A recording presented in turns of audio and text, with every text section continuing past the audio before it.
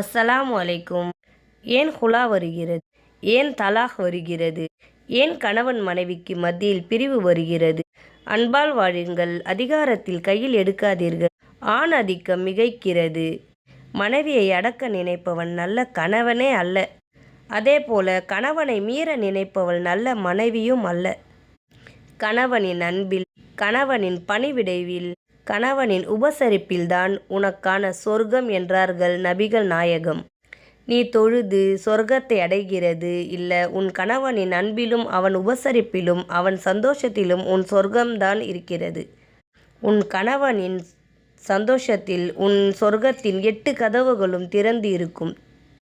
தாய்மார்களுக்கு சொல்கிறேன், சுவனத்தில் 8 வாசல்கள், 8 வாசலும் உனக்காக திறக்கப்படும்.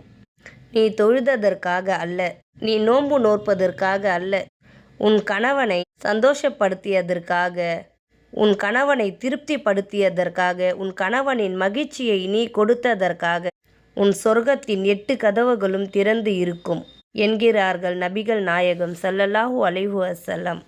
கணவர்மார்களே, மனைவிக்கு சந்தோஷத்தை கொடுப்பது கணவனுக்கு கடமை. வீட்டுக்கார அம்மா எங்கேயாவது கூப்பிட்டுட்டு போக சொன்னால் நீங்கள் கூப்பிட்டுக்கிட்டு போகணும். மனைவிக்கு எங்கேயும் கூப்பிட்டு போகிறதில்ல. மனைவி விருப்பத்தை பூர்த்தி செய்கிறதில்ல. மனைவி கேட்டது கொடுப்பதில்ல. நீ நல்ல கணவனே இல்லை. இது மார்க்கம் சொல்கிறது. ஷரியத்தின் நிழலில். அதனால் அல்லாஹ் ரசூலுக்கு மாத்தமா இல்லை. ஷரியத்தின் நிழலில் உங்கள் மனைவி உங்களோடு பயணம் பிரியப்படுகிறார்களா, நீங்கள் கூப்பிட்டுட்டு போக வேண்டும். அது உங்கள் கடமை.